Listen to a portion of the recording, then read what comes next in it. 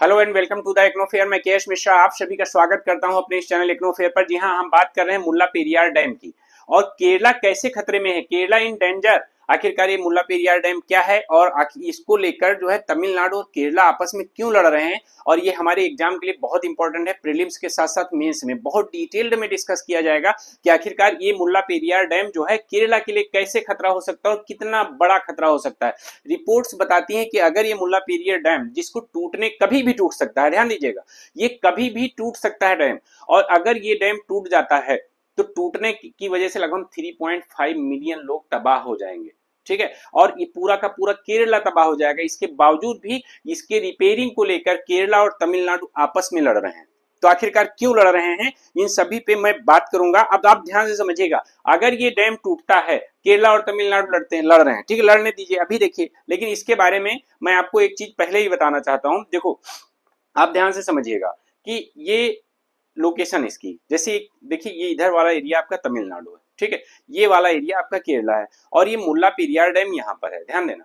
अब ये जो तमिलनाडु वाला एरिया है उसमें नहीं पड़ता है, ये एक्चुअली जो केरला वाला एरिया है उसमें केरला में 173 किलोमीटर अंदर पड़ता है। अब आपके सामने सवाल ये उठता होगा, मन में आ रहा होगा कि जब ये केरला में पड़ रहा है, इसकी लोकेशन केरला में पड़ रही है, तो तमिलनाडु को रिपेयरिंग क्यों करनी है, और केरला और तमिलनाडु इसकी रिपेयरिंग को लेकर क्यों लड़ रहे हैं आपस में, इसका तमिलनाडु से लेना देना क्या है। तो इन सभी सवालों के जवाब आपको मिलेंगे। आप क्लास से बने रहिए, क्लास को लाइक करिए, चैनल को सब्सक्राइब करिए, बेल आइकन दबाना बिल्कुल भी मत भूलिए। इंपॉर्टेंट है, बहुत इंपॉर्टेंट क्लास है आपके एग्जाम के लिए, बस इतना आप ध्यान रखिएगा, ठीक है। तो आइए हम देखते हैं कि आखिरकार अगर ये डैम टूटता है, अगर ये इस जैसी सिचुएशन बनती है तो क्या होने वाला है, क्या होगा, ध्यान दीजिएगा।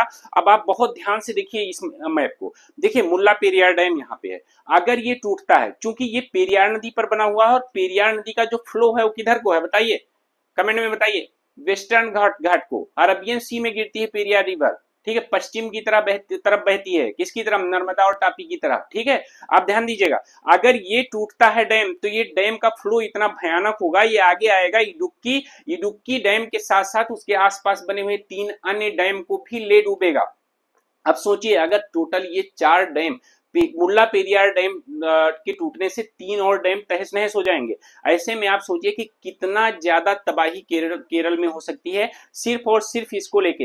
ये 123 साल पुराना हो चुका है डैम, आप समझिएगा बात को। 1895 में बना था, जब मतलब जिस डैम की एक लाइफ कहा जाए तो लाइफ 50 ईयर्स मानी जाती है।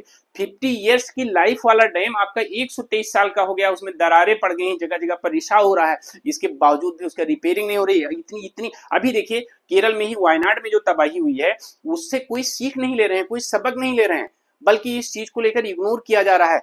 उस काफी वहां पे डाउन एरिया में, डैम के पास में बहुत गांव हैं, शहर हैं, बहुत सारे लोग रहते हैं। ऐसे में उनकी जिंदगी के साथ खिलवाड़ किया जा रहा है, बिल्कुल इसको नजरअंदाज किया जा रहा है। आप ध्यान दीजिएगा, आखिरकार मैं आपको बताना चाहता हूं कि आखिरकार इसके बारे में समझिएगा, विवाद क्या है, पहले इसकी पृष्ठभूमि समझिएगा।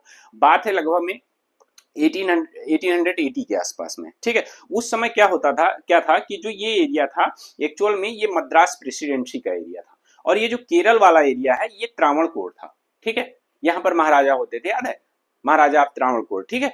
तो देखिए, ये जो मद्रास प्रेसिडेंसी के आसपास का एरिया था, अब यहाँ पर क्या हुआ, यहाँ के कुछ जिलों में, जैसे काफी इडुक्की और कई जिले, मैं अगर बात करूं जैसे केरल में है, ठीक है, तो केरल के भी कुछ जिले और साथ में जो है तमिलनाडु के कुछ जिले, यहाँ पे क्या हुआ, शिकार चपेट में आ गए ड्रॉट के, ठीक है। तो जब यहाँ पर सूखा पड़ गया तो सूखा इतना भयानक था कि काफी लोग जो है, आपको याद होगा वहां 1880 के आसपास का जो फेमाइन आया था, ठीक है, जो अकाल पड़ा था, ठीक है। तो अब उसको देखते हुए यहाँ पर क्या किया गया, अंग्रेजों ने सोचा कि हम यहाँ पर एक पेरियार नदी पर डैम बनाते हैं, जिससे कि यहाँ का जो पानी है वो तमिलनाडु को भी दिया जा सके, ठीक है।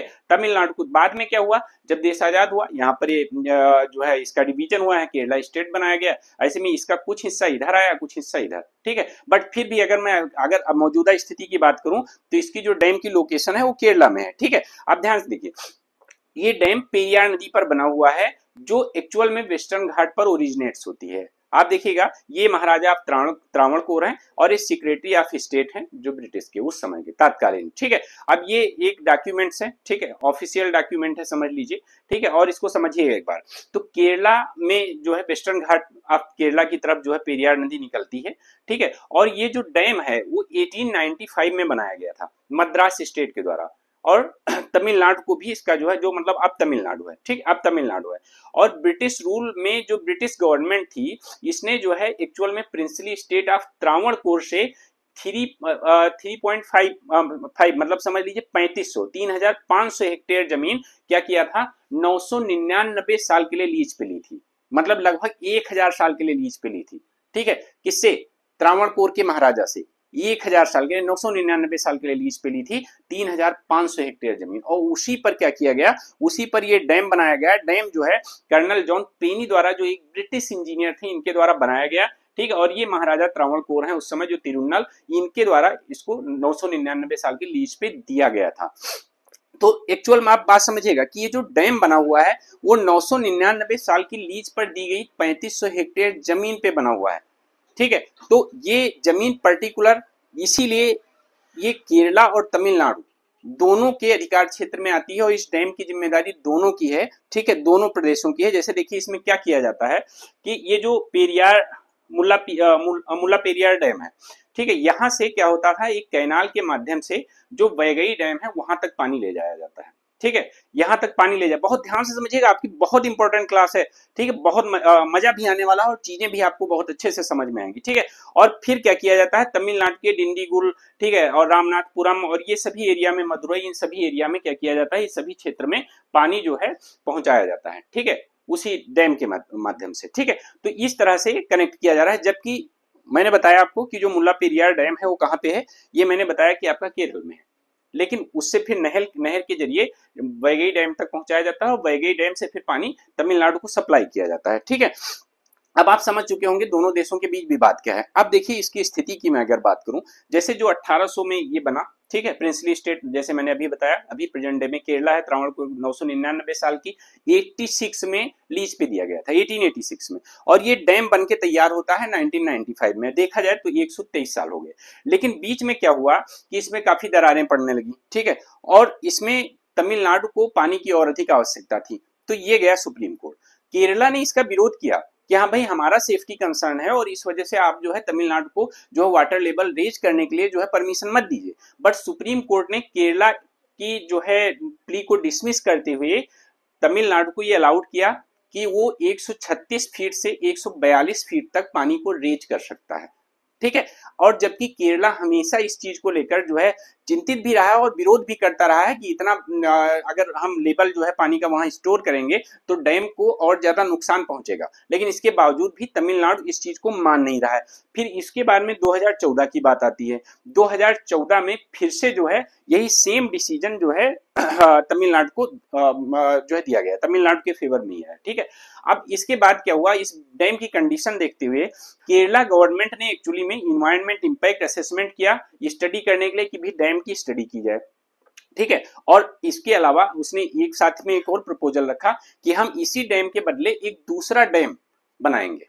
ठीक है, केरला के द्वारा, लेकिन तमिलनाडु इसका विरोध कर रहा है।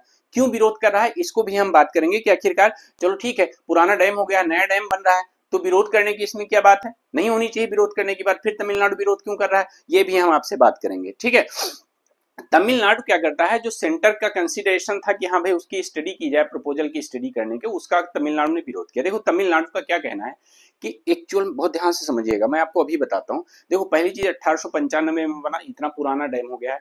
अब जो केरला का प्रपोजल है नए डैम बनाने के लिए, वो एक्चुअल जो 999 साल के लिए 3500 हेक्टेयर की जमीन जो है लीज पे दी गई थी, वो एक्चुअल में उस लीज्ड जमीन से बाहर है। ठीक है, मतलब पूरी तरह से केरला में है। अब तमिलनाडु का ये मानना है कि अगर डैम नया बनता है और वहां पे बनता है जहां पर केरला का प्रपोजल है, तो ऐसे में टोटली उस पे जो है क्या अधिकार किसका होगा, केरला का। पानी वहां से कितना तमिलनाडु को दिया जाए, कितना दिया जाए, वो भी कंट्रोल किसका होगा, केरला का, क्योंकि वाटर डिस्प्यूट वैसे भी किसके हैं, जो स्टेट के हैं। तो ऐसे में तमिलनाडु विरोध कर रहा है कि ऐसा नहीं हो सकता और हम ऐसा होने नहीं देंगे। ठीक है, ध्यान दीजिएगा। देखिए अब एक्चुअल में अगर मल्लापुरम पेरियार डैम से बात करूं तो केरला का ये सारा एरिया जो है, जैसे एर्नाकुलम हो गया, इडुक्की हो गया, कोट्टयम हो गया, ठीक है, त्रिशूर हो गया, ये सभी एरिया को जो है पानी वहां से पहुंचता है, ठीक है। और इस वजह से, लेकिन एक चीज ध्यान रखिएगा, अगर ये डैम टूटता है तो ये सभी जो एरिया दिख रहे हैं जैसे इडुक्की, कोट्टयम, ये सब उसके आप ध्यान से देखिए, जो एक इमेज को देखिए आप ध्यान से, कि इसमें दिखा है कि अगर ये डैम टूट जाता है तो इसका पानी यूं भगेगा, ठीक है। और ऐसे में क्या होगा, इन सभी एरियाज को अपने साथ जो है लपेट ले जाएगा और तबाह कर देगा, ठीक है, तबाह कर देगा। आप समझिएगा, अगर मैं अभी एक रिसेंट स्टडी की बात करता हूं तो यूनाइटेड नेशन के द्वारा एक स्टडी में बताया गया कि जो मुल्ला पेरियार डैम है, ठीक है, तो एक्चुअल में अगर ये गिरता है तो लगभग 3.5 मिलियन लोगों को नुकसान पहुंचाएगा, मतलब तहस नहस हो जाएंगे, समझ लीजिए कि अपनी जान गंवा देंगे। ऐसी यूनाइटेड नेशन के द्वारा एक रिपोर्ट जारी की गई, और सिर्फ यूनाइटेड नेशन के द्वारा ही नहीं, एक्चुअल में आईआईटी रुड़की के द्वारा एक रिपोर्ट जारी की गई। खैर ये 113 नहीं, 123 साल हो गया है, अभी ध्यान दीजिएगा, ठीक है, कि जो एक्चुअल में ये मुल्ला पेरियार डैम का रिजर्वायर है, ठीक है, तो इसका अगर ये इसमें सपोज देर वहां अर्थक्वेक आता है, अगर वो अर्थक्वेक 6.5 मैग्नीट्यूड का भी होता है और इसमें वाटर लेवल 136 फीट से ऊपर होता है रिजर्वायर में, तो रिजर्वायर फट जाएगा, ऐसा आईआईटी रुड़की ने, ठीक है, कि अगर बात समझिएगा, अगर 6.5 मैग्नीट्यूड का आ गया वहां पे जो है स्केल पे, जो है कि जो है मैग्नीट्यूड का जो है अर्थक्वेक आया है, और वहां पर पानी का लेवल 136 फीट से ज्यादा हुआ तो फट जाएगा, ठीक। और वहां पर तमिलनाडु क्या कर रहा है, तमिलनाडु 142 फीट का पानी रख रहा है और उसमें मान नहीं रहा है कि हम इससे कम पे जाएंगे, क्योंकि उसके पास कोर्ट ऑर्डर है, ठीक है। तो अब और जो इडुक्की वाला एरिया है खासकर, और केरल साइड का ही हम कह रहे हैं, तो आप अच्छे से जानते हैं अर्थक्वेक प्रोन जोन में आता है, ठीक है। तो आप समझिए कि इसके आसपास रहने वाले लोगों की लाइफ कितनी ज्यादा खतरे में है, ठीक है, कितनी ज्यादा खतरे में है, आप इसको समझने की कोशिश कीजिएगा, ठीक है। तो अब इस तरह से आप अगर इस चीज को देखें, समझें, तो देखिए यहाँ पे वही चीज मैंने बताया कि 136 फीट से ज्यादा होता है तो 6.5 अगर रिचर स्केल पे आ जाता है तो क्या होता है, ये टूट जाएगा, इसके टूटने का खतरा कई गुना बढ़ जाएगा, ठीक है। अब देखिए यहाँ पे समस्या क्या है, देखो जो तमिलनाडु क्या कर रहा है, देखो जो पुराना डैम है, पुराना डैम, अब तमिलनाडु सॉरी केरला का क्या कहना है कि हम एक नया डैम बनाएंगे यहाँ पे, ठीक है, हम इधर नया डैम बनाएंगे यहाँ पर। अब वो क्या हो रहा है, वो लीज्ड एरिया जो था, लीज्ड एरिया से बाहर हो जा रहा है, ठीक है।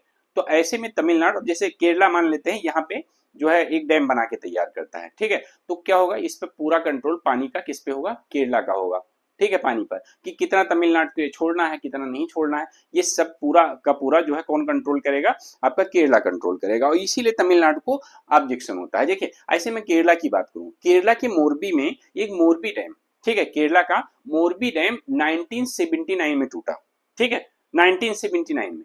अब देखो मैं एक इसलिए बता रहा हूं एग्जाम्पल, कि मतलब उस घटना से हमें सीख लेनी चाहिए और हमें सोचना चाहिए कि हम ये आपस के जो ये पॉलिटिकल डिस्प्यूट हैं, उन पॉलिटिकल डिस्प्यूट के चक्कर में ना पड़ के लोगों की जान की सोचें।